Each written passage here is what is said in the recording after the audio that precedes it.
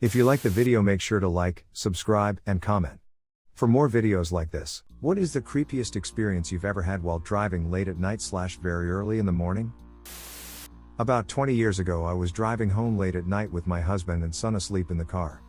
A light snow was falling and we were on a back road. As I turned a corner, what looked like a little girl lunged out of the trees with her arm raised.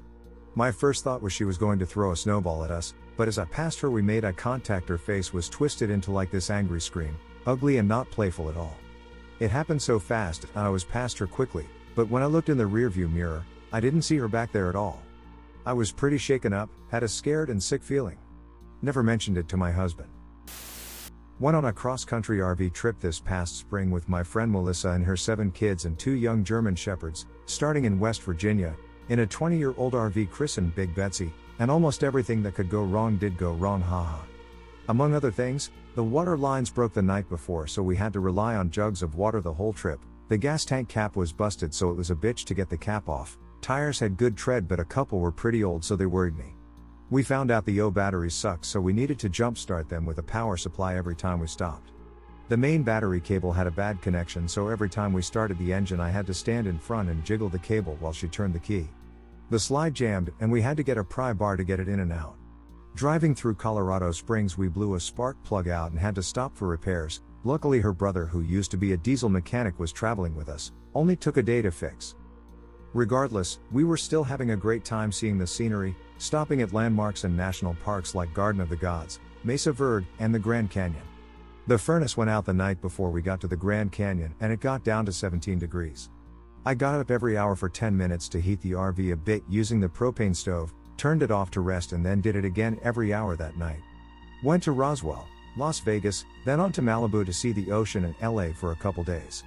Then we headed up to Yellowstone and were blown away not only by the park itself, but the drive there from California, through Utah and Idaho, just so breathtakingly beautiful.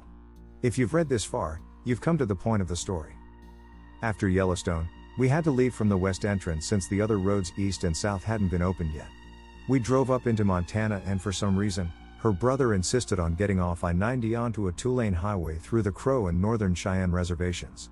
He was perpetually driving like an hour ahead of us because his RV was faster and he's a bit of a reckless dude, but we didn't want to be far from him in case we ran into engine trouble again, so we didn't really have a choice but to follow him, even though I voiced much hesitation on taking a backroad route in the dead of night through a reservation. So we find ourselves taking the ramp to Route 212, had just gotten onto the Crow reservation and stopped to gas up, and immediately things just feel odd. It's past 10 p.m. and as I'm pumping gas I'm hearing children running around playing off in the dark, and cars keep driving up slowly to check us out. I get back in and Melissa is already saying, "Get us out of here, it's creepy as fuck," so I do. We haul off down 212 in pursuit of her idiotic brother. Alright, he did save our bacon in Colorado Springs, so maybe idiotic is too strong. There is just nothing out there. Inky black skies, long desolate roads, sporadic groups of 4 or 5 houses every few miles. I'm acutely aware that we lost cell service as soon as we got on that highway, so I'm just praying that nothing goes wrong. I try to ignore the acute feeling that something is watching us. Her dogs start whining in their cages. The feeling of unease has continued, and I really don't want to stop, but Melissa said we needed to let them out to poop or we'd be cleaning up a mess. I pull over next to a big field and she gets her oldest daughters Ariana and Isabella to leash them, and I throw open the door and let them out. As soon as they hit the grass, the 2 German Shepherds sight on something out in the darkness and start going absolutely apeshit. They're barking and straining against the leash and the girls are struggling to control them. My blood pressure spikes. I look over at Melissa and she looks completely bewildered, and I reach up to the overhead compartment and pocket my handgun I brought for protection. We get the girls and the dogs back in the RV and peel off down the highway again, cognizant of the fact that we're probably going to have to clean up shit since they wouldn't potty outside. They're back in their cages and are continuing to whine. I drive on for another 30 minutes or so and they're still whining, and Melissa says we really need to stop again to let them go outside. This is the last thing I want to do. Because the whole time, I still feel like something is watching us, and I'm just running through my head all the scary stories I've read about evil spirits, Wendigos, and motherfucking skinwalkers and shit. And I reason with myself that I'm just scaring myself and they probably smelled a fox or coyote or something, and I really don't want to clean up dog shit from the cages on the side of a forgotten highway using jugs of water in the dark. We pull over again, and this time I take my gun with me and walk outside with the girls as they take the dogs out. I distinctly remember thinking, I don't know what good a gun will do against evil spirits, but I'm not going down without a fight. The moment their paws hit the ground, they immediately start howling and barking into the darkness again. The hair on the back of my neck stands up and I look at Ariana and she has this look of terror on her face. I say to the girls, get the dogs back in the RV, we're getting the hell out of here, but her dog Hazel is straining so hard at the leash she can't get her inside, so I pick up this German Shepherd in both arms and fucking heave her through the door and run inside. As I lean out to pull the door closed, I think to myself, this is the moment where something with sharp claws grabs my arm and pulls me into the night. Thankfully, as I'm here writing this today from my bedroom and not the belly of a Wendigo, this does not happen. The dogs go back to their cage and continue whining. I jump back in the driver's seat and gun it down the road, and Melissa leans over and says in a panicked whisper, "What is going on out here? Don't you feel it? Am I crazy or something, or does something feel really wrong?" I glance at her and remember one of the big no-nos of skinwalker lore. You don't talk about them, you don't even think of them if you can help it, because it draws their attention to you. I say, no, we're not crazy, but I can't talk about it right now, I feel it too, but just trust me, we can't talk about it right now. As I'm cresting a small hill on the highway, I look over at her and say, just trust me here, we'll talk about it later, okay, but we can't right now? I look back ahead and there is an enormous white rabbit standing on its back legs in the middle of the road. Looking back now with the benefit of a cool head, I'm sure it was just a bit bigger than normal, but I'm telling you in that moment, it looked huge, like it was 3.5 feet tall. I swerve this 37-foot long RV around this beast of a hare, but thankfully keep control. I put the pedal to the metal and say, I'm sorry, I don't care if the dogs shit in their cages, I'm not stopping again. And I didn't. And thankfully, they didn't lol. We made it to the town of Spearfish safely and stopped for the night, and after visiting Mount Rushmore the next day, we recounted the fear we all felt that night, and I told Melissa specifically why I didn't want to talk about it in the moment, and she said, yeah, I knew why, I've read all kinds of stuff about Native American legends. And I realized later with a chuckle that maybe those spirits were real, maybe they weren't. But if they were, they probably didn't appreciate my wearing a Cleveland Indians cap through their reservations. Last year I drove through West Virginia frequently, usually entirely on I-64, which takes you through some relatively desolate parts of the Appalachians, fairly often under a blanket of fog. On one occasion it was about 3:30 on the morning and Waze alerted me of a crash up ahead that completely closed off I-64. So I got off and was redirected for 2 hours through what seemed to be an endless succession of postage stamp-sized towns and obscure country roads. I was tired and the whole thing was pretty spooky. At some point I switched to one of those AM radio fire and brimstone the world is about to end preachers that was broadcasting somewhere nearby, and for whatever reason I couldn't turn it off. Listening to that while driving through that part of the country at 4 a.m. under a blanket of fog felt like a scene from a horror novel and really stands out in my memory. True story from about 1993. I was about 20 years old driving back with my parents and great-grandmother from a family reunion in Artesia, New Mexico. We had left Artesia late and planned on driving through the night. On Highway 285 from Roswell to Vaughn is a desolate drive. Especially at night. Mesquite and scrub brush line the highways so you can't see much. It was about 1 a.m. my dad driving and me being co-pilot. My mom and great-grandma in the back sleeping. When we take a curve in the road and both my dad and I see at the same time in the left side of the road, what I assume was a human, come running into the road waving its hands in what looked like it wanted us to stop. My dad slowed down to avoid hitting it, but then we both noticed something terrifying. The being had no face. Flat as an eggshell. Dad hits the gas and drives around it. I look in the back window and in the glow of the tail lights I can't see anything, like it just disappeared. I look at my dad and I say, "You saw that right?" He says quietly, "Yeah." I say, "It had no face, Dad." He just calmly nodded. By this time Mom and Grandma in the back have woken up and are asking why the car swerved and if everything was okay. My dad says, "Yeah, someone was in the road and I swerved to avoid hitting him." I was numb. How do you explain that? Middle of nowhere. No cars, no towns, nothing, and the person come from out of nowhere off the side of the road? My dad and I still don't talk about it. I think it just scares him and he would rather not relive it again. I know for a fact we both saw it and it still scares me to drive that road now when I visit family there in Artesia. When driving back I always make sure I leave during the day. I just had my driver's license and decided to visit my girlfriend who went 2 days earlier to a cabin with her mother and mine in the Black Forest. I thought I'd gonna surprise her/them by coming a day earlier than expected. So, I was driving with my old ass BMW which always caused some problems during the winter. It was a clear night, moonshine reflected by the snow from the days before. While I was driving through the forest with high beams on, I noticed a parking car on the opposite side of the road.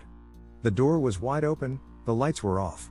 I thought someone might have problems with the car, so I slowed down and pulled over. I opened my door and shouted over if everything is okay. No answer. I shouted again. Total silence. I got out of my car and walked towards the car. Then I heard a man screaming down in the woods, and within seconds I was back in my car starting the engine. I looked into the mirror while I was speeding up like my life was depending on it, and saw the shape of a man holding a baseball batish item in his hands and running after my driving car. I called the police while driving away and they sent someone over, but I never heard anything of it ever again. Now, more than 15 years later, I still get goosebumps about it. Driving back from visiting my boyfriend at his college. The drive took about 3 hours by expressway in rural area. It was late and very dark out. All of the sudden the wheel starts shaking really bad and I have to pull over. Luckily there was a rest stop exit right there and I was able to pull off the expressway. My friend was with me and she is pretty drunk and no help. I get out to see what happened and see my tire is very low. Please note this was years ago, cell phones were a thing, but good service wasn't. I open the trunk to get out the jack and spare tire. 2 guys come over to help. Mind you, it is the middle of the night at a rural rest stop, so I'm a little cautious but can use the help. I can and have changed a tire, but it's not easy and takes me longer than I care to admit. So I let the guys help, but it quickly became apparent they have no idea what they are doing. As I'm trying to get rid of these 2, my buzzed friend gets out of the car and starts trying to chat them up. It takes a couple tries, but I get her back in the car all while trying to get these guys to leave. I'm starting to get really uncomfortable and nervous when out of the corner of my eye I see a car pull out from a dark corner of the parking lot. 2 other guys pull up, and before they even got out of the car the first 2 hurried to their car and left. The new guys quickly changed my tire. None of us said a word while they changed it. I said thank you and both gave me a nod and just left. No clue who those fellows were, how long they sat in the shadows watching, but after 20+ years I think of them often and wish them well. On day 3 of having gone the previous 2 nights without sleep, apologies. Night 3, because I've worked 3rd shift for almost a decade, I started the normal drive to work.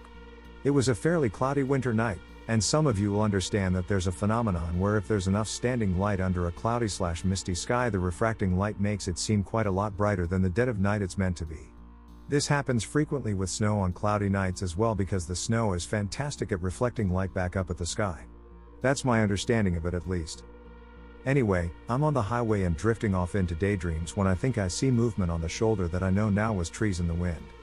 I think tree branches must have then shook much more violently at that moment, and my brain did 2 things it should not have. It incorrectly identified the branches as people, and then as I turned my head a bit back to the road, my tired eyes blurred the shadows 2 in front of me. I legitimately thought several people taller than usual had somehow leapt in front of me, and I was convinced I was seeing human shapes clearly since it was so unusually bright despite the time. I swerved, realized nobody was there, and then it happened again with similar hallucinations perceived further down the road. It took me mentally screaming tree branches for my brain to finally fix itself and see them for what they were. I drank a lot of coffee that night and made sure to fixate entirely on the fact that hallucinations were possible on the drive home. Nothing weird that time, though. There's also the time I was going to work and, well, this particular traffic accident must have been very recent indeed.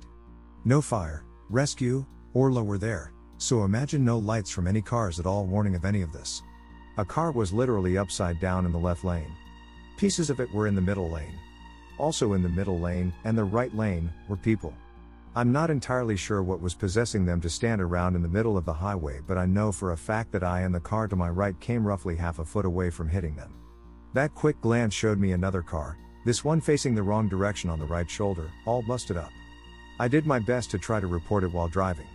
I'm certain had I looked in the right place on the way by I'd have casually seen a dead person, but that's just speculation. Perhaps they're all okay. Years ago I was driving with my ex-girlfriend back from a wedding in northern Wisconsin heading towards Madison where she lived. We were probably like 20 or 30 miles away from the city at that point, and it was probably around 1 a.m. My GPS, which was some really cheap brand that my dad got me as a gift from Radio Shack, had me going through some backcountry highways for some reason after I had stopped for gas instead of getting me back on the expressway right away. I didn't mind, I kind of always found those really peaceful, even though at night they are pretty creepy. My girlfriend was asleep in passenger's seat, so I had turned down the music really quiet to not wake her, which added a bit to the eeriness of it all. I'm like really into this groove of driving, focused on the roads because it was so dark without streetlights everywhere. Then, something on the side of the road catches my eye. It was a giant mountain lion, with what appeared to be blood all over its face. I start shaking my girlfriend awake to get her to see it before it was gone, but she woke up too late. I pulled over to the side of the road and asked her to watch the rear view so she could see this huge thing cross the road, but it never did. She was convinced that I imagined it all because that area of Wisconsin is not known for mountain lions, but I swear I saw it. I was 19 and in college. Me and 5 friends piled into a car that didn't fit all of us and drove an hour and a half to the local casino. All sober, by the way, and we stayed that way till we got home. After a couple hours of wasting what little money we had, we piled back in the car to head home to the dorms. About 10 minutes into the drive, we're headed up a hill and we get pulled over. The cop comes to the window, asks where we're headed, tells us to take 2 cars next time, and heads on their way. As we crest the hill we were stopped on, we see our dorms in the distance, about 3 minutes out. It takes a second for it to hit any of us that we'd just covered 90 minutes drive time and 13 minutes of driving, but as it dawns on one of us it seems to spread to the others before anyone can get the words out. We park the car and head into one of our dorm rooms for some drinking and discussion. Going over the details, we realize that nobody remembers what the cop looked like. Nobody remembers a badge, uniform color, a gender or a fucking face, even. They didn't give us any paperwork, either, so there's nothing to reference. They just stopped us and fucking teleported us 50 plus miles, and the only thing anyone can remember is that they felt safe or protected. Best I can figure, something dangerous was in our path, and someone didn't want us getting mixed up in it. Was dating this woman who was afraid to drive or for some reason refused to, at least on the highway. I never knew why. I worked the late shift at the time. One day, I got home at some crazy hour somewhere between 3 a.m. and 5 a.m. I had taken the following day off because her favorite band was playing in a city 2 hours drive away. She woke me up at 7ish am to wait in line. She had to be first, front and center. Guess who drove? I told her I was planning on getting some rest in the car while she held out spot in line. We got there, no line. Employees weren't even there yet. She's mad at me for trying to get rest in the car. I go sit with her on the curb. Hours go by, no one else in line. First employee walks by and offers us hot chocolate because it's February in the Midwest. People start lining up behind us in the late afternoon. I'm pissed, I could have slept before this ordeal. We attend the show, it was fun. Drive home and I ask her to drive. She refused. I drive us home. It was the scariest drive I've ever had. I was so tired and physically exhausted that I was hallucinating. I didn't know I was at first. The clouds on the horizon was the traffic, in my eyes. It clicked with me when I was focused on one particular cloud and thought that's a big truck, why can't I pass it? After I realized my condition, I again tried to suggest she take over. Refused. I tried to take control over my mental state and focus. Got us home okay. Drove very cautiously and kept reminding myself of what I was seeing and what my brain was trying to make me think I was seeing. Got home, passed out immediately, but had to work the following day and for the rest of the week. So I wasn't able to catch up on that lack of sleep for a while and that week was so draining. I resent her for putting me in that situation and it scares me to death, afraid of having to go through that again. This was about 12 years ago and we broke up a while after that experience. We were visiting Big Sur and my kid got really sick, so at about 11 o'clock at night I jumped on the Pacific Coast Highway and headed to Carmel to pick up some medicine. There was very little traffic and it was very, very dark. Basically cliffs to the left of me going down to the ocean, and cliffs to the right going up to forests. It's a pretty curvy road at times, so all I could really do was focus on the road ahead and worry about my, then, 1-year-old child. About a half hour into the drive, a bright light suddenly showed up on my left. It started small, got bright really fast, and then just disappeared. At first I thought maybe it was a low-flying jet. The road was really curvy at this point so I couldn't get a good look. I remember trees on both sides of the road, although they were obviously thinner on the left side. But then, a couple of seconds later, another one came. There was an intense beam of light for a brief moment, and again, it disappeared. The road went around a corner, and whatever it was didn't follow me. I was still pretty shaken when I got to Carmel. I couldn't find a drugstore but did stumble across a grocery store that was open late, so I went in hoping to find Pedialyte. As I walked in, I noticed a map of the area on the wall, one of those touristy things that show local attractions. Just a bit south of Carmel it showed a lighthouse, west of the PCH. Needless to say, I was glad no one was in the car with me for the initial scare. It's been 15 years since this happened, and I still feel like quite the idiot to this day. My ex and I went on a date, and I didn't want to go home after because I hated my family so much I wanted to be away from them as long as possible. We decided to just drive around, talk, just spend time together to make the night last longer. He was the one driving, and neither of us knew where we were going, and we turned onto a dirt back road that was a dead end. We parked, to try to figure out where we were and where to go to get home because it was getting really late. Suddenly, as soon as we parked, a car pulls up. Now realize, this is just a scenic sort of road, nowhere to go, just ends at a cliffish area. There was not really a reason to be there that late at night, but this car pulled up like it had purpose, not like it was lost as we were. Car sees us and starts pulling up faster. We realize maybe this is not a friendly person, so we should leave. We head out of there and the car turns around and follows us. It followed us for several miles before we finally made a series of random turns to lose it. I have no idea who was in the car, why they were there, what they were doing, or why they followed us, but suffice to say, we never went on any random drives to nowhere in the middle of the night after that. Years ago I was working in IT in a support role based on nuclear power stations in the UK, nothing to do with the plant side of things. Just the office and desktop systems and supporting servers. I was based in the Northeast, but was covering on call for other stations. Anyway, one night I get called out to the plant across the country on the opposite coast at Heysham. They lost service and the servers weren't responding. Balls. So I have to drive across country to attend the call out. Do what I need to do and head home. Now my journey back included some very out of the way back roads up over the top of the moors. Desolate, middle of nowhere type shit. At 3 a.m. I'm tired, driving along, up on the moors, pitch black, nothing around me. I catch a glimpse of something way off to my right. Wasn't sure what it was or even if I had actually seen something. But looked like a flash or light or something. Kept driving when I saw it again, clearer this time. A couple of little glowing lights off to the right moving about. They kept appearing and disappearing. And they started increasing in number. There were about 8 of them at this point. And I realized they were getting closer. Little greenish glowing lights. Looked to be floating about. Moving slowly toward the road. I was a bit freaked out by now. Tired, but head all over the place. Am I about to get abducted and probed or something? The lights seemed to be moving about faster now as they were moving toward the road. Now, I had been driving all this time, but the lights had been way off in the distance, off to the right. But obviously as I was getting closer, so were they. Lobbing and floating and getting brighter.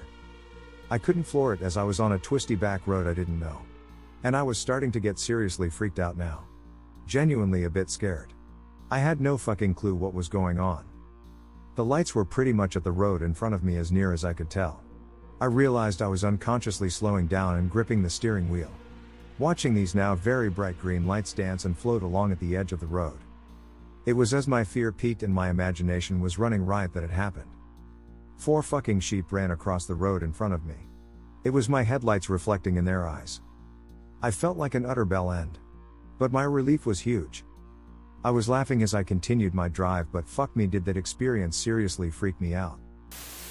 One time I was driving through Kansas in the middle of the night with my girlfriend on a road trip. Summer of 2017, we had issues with the car breaking down in Nebraska, and were spotting along until we reached Colby, Kansas, and waited for night so the roads were less busy.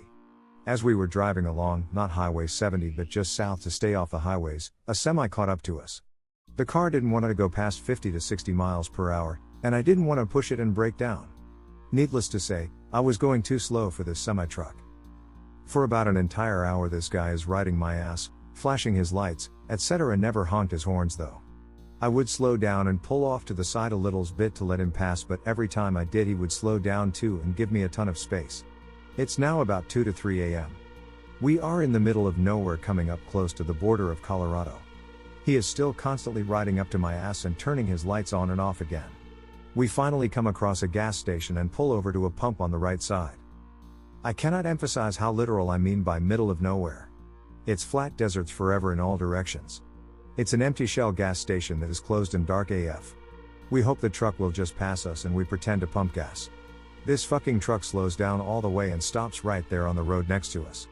He proceeds to back his truck up enough to pull into the gas station behind us, perpendicular to our car. I start losing my shit and looking around. I am standing outside of my car, and my girlfriend is screaming for me to get back in the car. This guy gets out of the semi and starts walking directly towards us. He is only about 50 yards away when I notice a small brown pickup truck sitting on the back side of the shell, eerily placed. I notice there is someone in it. I run towards him.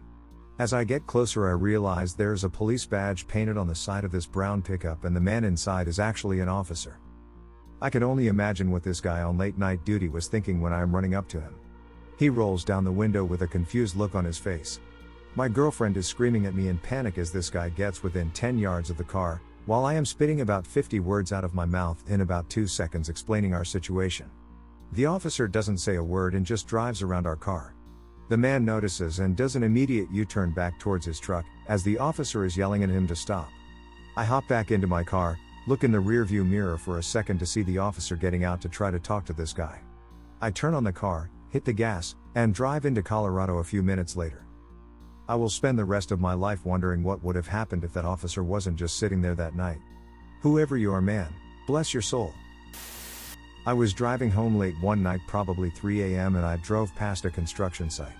Where I was driving there weren't any headlamps, so when I passed by the construction zone I see what seems to be a worker standing there in the dark. I only saw him because his vest lit up in my headlights. I was driving pretty slow, like 30 miles per hour at the most, so I got a good look at him. I started getting a really eerie feeling because he wasn't looking at anything. He looked like he was just hunched over staring at the ground like a dead person, and he was in complete darkness. I just got such a bad feeling telling me to keep driving and don't look back. I never take the same way home at night now. I kept thinking it could have just been a guy working, but why was he there alone so late? Why didn't he have a flashlight or a phone? And most importantly, why was he hunched over like a zombie? Even thinking about it now sends a chill down my spine. I was 17 and was new to driving. It was dark out and I was going to pick up a friend, however I had never been to their house before. I brought a second friend for some company on the drive. The first friend's house is in a very rural area. The GPS had us take a road that was more like a path through a field than anything, but it connected with the road we needed to be on. Towards the end of the road there was a house with lots of people outside and a car parked in the road, essentially blocking it. We stopped a ways back from the group of people, and an older man, clearly drunk, came up to the window and asked what we were doing there on that road. We explained we were just following the GPS and were trying to get somewhere. He said the car should be moved in a minute and there was a stop sign up ahead on the other side of the barn where we could turn onto the road we needed. In the midst of this, my friend notices two guys picking up a girl and shoving her kicking and screaming into the back seat of this car. My friend, being bold, wanted to know what was going on with that and tried to get out. I told her, do not get out of the truck. Then the car pulled off to the side and we slowly continued down the road to the stop sign. We sat there for a minute to see if we were to go right or left, and then boom, I get rear-ended by an SUV. I slid the cab window open and yelled, "What the f-?" A girl pokes her head out and goes, "That's what you get for showing up to my boyfriend's house unannounced." Then a man came up to my driver's window screaming, and I just gunned it and we drove off. No service from then on. Nighttime, we stopped at a newer looking house with their lights on. It was an older couple, and we explained what happened. They knew where my friend lived and drove there while we followed. I called the police once we got to my friend's and had service. They came and took my info, then called a few days later to say they went to the road we were on and the house we were near, but no one was there. I'm assuming a bunch of drunk idiots, but it was one of the scarier/oddest situations that's happened to me. The Phantom Duncan. Me and 3 friends were traveling on a highway between 2 cities for vacation. We regularly used this highway as it connected us to the cheap hotel in the city we wanted to visit. It was about midnight and we were driving back from the city. I was watching out the window when I saw it, right up on the curb of the highway. A fully illuminated Duncan, nothing else for miles. I pointed it out and said we should go there tomorrow morning since the hotel's breakfast was non-existent. They all saw it and agreed. Well, come morning we're going on the same highway looking for the Duncan and nothing, absolutely nothing. We got on the highway and were keeping an eye out for it, then we were in the city. There was nothing but fields on either side of the highway, not even trees. It was weird because 1. It looked like the Duncan was close to the highway, to the point where you could just pull off the highway into their parking lot, like it was on a normal street. 2. Since the entire length of the highway was open field and it was right on the side of the road, it would be hard to miss by a blind person. We stayed for 4 days and went up and down the highway multiple times, but every time after the first night there was no Duncan. We all saw it. How could you not? It was lit up to the point where you could probably see it from space. It was just gone after 1 night. I was a CO at a prison and worked 3rd shift, so I got out at 6 a.m. One particular morning I got out of work and began my drive home. After crossing a few main streets there is a country highway I'd have to turn right on, but because of semi-traffic you had to be kinda careful during that right turn. This one morning it was relatively quiet, but a van was turning off the highway, left, towards me, while I stopped at the stop sign. The driver and I locked eyes, and I will swear on both of my parents' graves that the person I saw was not an actual human. He wasn't deformed or disabled in any way, he just looked wrong and evil. The minute his eyes hit me I instantly became sick, and the minute I got home I threw up. To this day I'm convinced I saw a physical manifestation of evil. And for the record, I'm not a flat earther or uber religious or anything. I just saw what I saw and I'll never forget it. I had been on a date in a rural town about 20 miles from home. The drive back was across country for the most part. Around 3 a.m., I reached the main road with about 10 minutes of driving left until I would reach my home. As I descended the hill, I passed a parked up silver hatchback that I thought nothing of, until its headlights flicked on as I went past, before they hastily followed me. When I reached the bottom of the hill, the car pulled alongside me at the junction, although neither of us stopped. As they went past me on the outside, one of the passengers brandished a hammer at me, before throwing it into the road as they sped off. It didn't hit me, but it was close as it flew by in the air. This car was now the only thing in front of me, but it sped off, which I took to mean it was just kids being incredibly idiotic. Well, not long later I suddenly saw brake lights ahead and thought, oh fuck. So this car was waiting for me on a high-speed road, and I couldn't avoid it due to it being a dual carriageway. I decided to just plow on and try to make it to a nearby petrol station where there was often a police presence. I didn't want to give these people an idea of where I lived. Anyway, as I approach the car, it starts to speed up until it is right in front of me. Obviously I slow a bit to make sure I'm not going to get brake tested, and predictably it happens over and over again. At the same time, it becomes clear they have more tools and random things to launch. Saws, screwdrivers, even a drill come flying out the car, but nothing hits me as I try to keep my distance. Then they start to swerve around a lot, speed up dramatically, then slam on the brakes. At one point they fuck up and stall after slamming on the brakes too hard. I take the opportunity to blow right past them, thinking that I would rather have them on my tail than in front of me, plus we're only about 3 miles from the petrol station. They don't like this and try to catch back up, eventually pulling level with me. At this point I had dropped into third but kept my speed up. The car was begging for mercy, but as they pulled in front of me I slammed the brakes on and took a sharp exit, leaving them shooting past. As I was back on the country roads, I decided to put some distance between us, as I had an inkling they probably just turned the car around on this quiet stretch of road and followed me. I did see some headlights about 45 seconds later, but I kept the speed up and made sure to make a turn at every opportunity, eventually being comfortable that I had lost them, and subsequently driving to the petrol station to report it. I have no idea why I was the target. My car isn't particularly nice, I don't really have any enemies, I think they were just opportunists looking for some fun. I assume they may have been under the influence, but that's just speculation. The girl I went on a date with was a bit miffed it took me so long to let her know I'd made it home safe. In college I had to drive from the North Chicago suburbs to St. Louis to meet up with my girlfriend, who traveled down a few days earlier with her sorority to meet up with a chapter at a different school. I was supposed to leave mid-afternoon and make it by dinner. On a good day it's about 5 or so hours.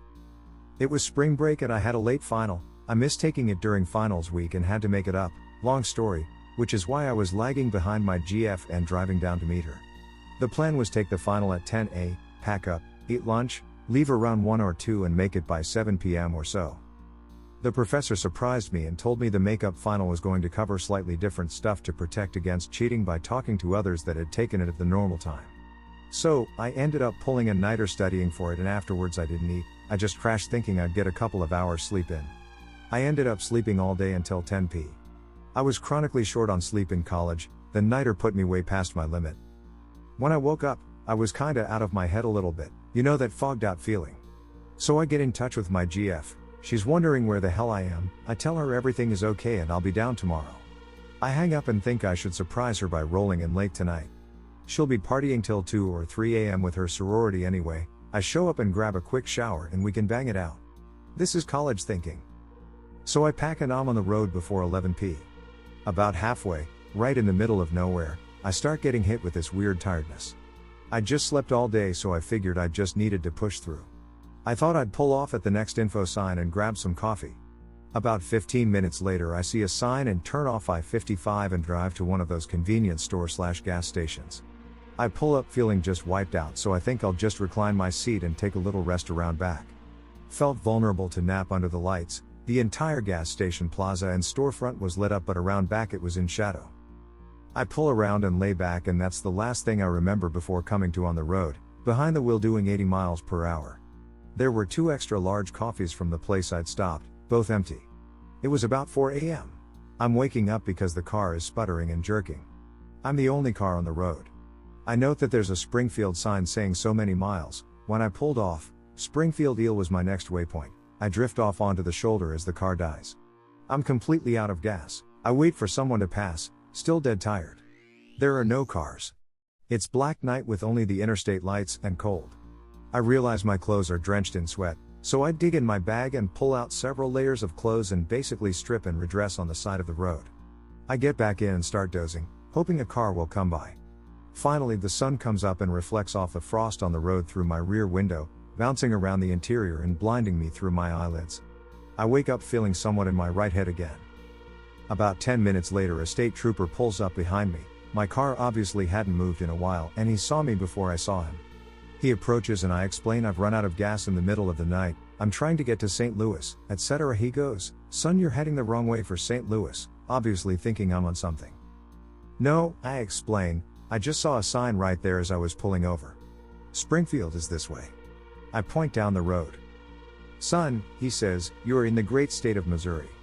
He points to his uniform. He's a Missouri state trooper, not Illinois. "That sign is telling you how far we are from Springfield, Missouri. You are headed to Tulsa." I can't explain to you what it feels like for your brain to reboot, but mine did. I was trying to understand and piece together what happened, but I couldn't make sense of it. The trooper took me in for DUI and had my car towed, but they didn't find anything in my system. Somehow, I blacked out, bought 2 large coffees, bought just enough gas to make it through St. Louis and nearly halfway to Tulsa, and drank the coffees while in a fugue state driving along. Another trooper later told me when releasing me later that day they had received a call in the night from another driver that had passed a car fitting my description doing 35 miles per hour in the middle lane. They sent a trooper out looking for me but didn't find me until the next morning after sunup on the side of the road. The driver who called said they were very unsettled by me, they couldn't get my attention. This was before cell phones, in the late 90s. They called it in from somewhere off the road. The weirdest thing is that this timeline doesn't make any sense at all. I've gone over it a bunch of times and there's no way I would have had time to make it from when I left to halfway from St. Louis to Tulsa when I gassed out, especially pulling off to sleep at the gas station and later doing only 35 miles per hour for a stretch. It's like when I blacked out at the convenience store I teleported or something. Also, there's no explanation for no cars or trucks on the road. I swear I didn't see any vehicles of any kind anywhere for the entire trip once I was in rural Illinois until the trooper, yet I-55 and I-44 have at least truck traffic at all hours. And someone called in saying they couldn't get my attention, so I can only guess that I was hallucinating an empty road. I do remember feeling alone in the world, completely desolate during the night, and I just accepted at the time that it was normal for there to be no people anywhere in sight. Even at the convenience store/gas station I vaguely noted that there wasn't a soul in sight. When I pulled around back I thought I'd better get out of sight because if someone saw me and wanted to do something, there's no one around for me to get help. It seemed natural that the store would be open but with no one in it, not even an employee. My only guess is that once I got onto the rural part of I-55 must have succumbed to highway hypnosis and did 100+ mph all the way down before I pulled off. Then I don't know what happened, and I ended up overshooting St. Louis, probably getting confused by the Springfield signs making it seem like I was still in Illinois because I was on autopilot, so I somehow found my way to I-44 around St. Louis instead of I-55. Sleep deprivation is a trip, kids. Driving home at 2 a.m. from a friend's. Little high, definitely not drunk, and very much aware. Before getting to my street, there is a curved, downhill road with a stop sign at the end. Before the stop sign, there's a small cul-de-sac with a row of houses. As I'm halfway down the hill and rounding the last curve before the row of houses in the cul-de-sac would come into view, I start shaking violently. The kind of shaking that only happens when you're exceptionally cold. I wasn't, or when you are in extreme terror. I was starting to be. I'm nervous that maybe I'm about to have a heart attack or seizure, but all of that leaves my mind when the row of houses comes into view. The corner house of that row had a large tree in its front yard, and on this night, In front of the tree, silent and glowing, was a ball of light the size of an overlarge beach ball. It is floating perfectly still, translucent blue everywhere but its core, which was a darker shade of blue. My eyes are locked on it. The shaking increases, and before I can panic, before I even know it, I'm just idling at the stop sign that was 1,000 feet from the row of houses. I have no recollection of passing the ball of light, coming to a stop, or of how long I was idling. As soon as I came to, I gunned it for home. Still can't explain it. Don't know if I ever want to know. One night, me and my boyfriend, we decided that it would be fun to go on a car trip date. We didn't really have a route, so we just started driving to a nearby small town with some touristy spots. It was around 11 p.m. and we arrive at a very rural fishing port. There were a few lights around, but at one point, we came to a dead end, a huge wire gate separating a forbidden port area. For some reason, we decided to stay camped right next to the gate, which clearly had signs "keep out," etc. So, we get out of our car and start prepping the car for some cozy camping. We put the back seats down, put a blanket over it, put up some fairy lights, and we even had some pizza with us. It was really cozy and nice. Until we see a pair of headlights approaching us from the distance. We look at each other with confusion, as in like who would come to a rural fishing port at almost midnight?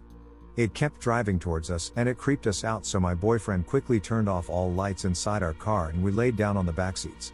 Keep in mind, our car was black and there were no lights in that area. So we're just sitting ducks in there, in pitch black, just kind of cuddling. The headlights are coming closer and closer until we realize that the headlights are looking straight into the back of our car. And then it gets quiet. Really quiet. At this point, we know that somebody is sitting in their car literally 3 meters behind us for no reason. We get really freaked out. After all, we just wanted to have some fun on a cool late night car trip. What felt like an hour, the car behind finally started its engine again and just drove away. After that, we got up really quickly, started our car and got the hell out of there. We'll never know what the car behind us was waiting for. Did it want to hurt us or something worse? Lesson learned, never visiting that area again.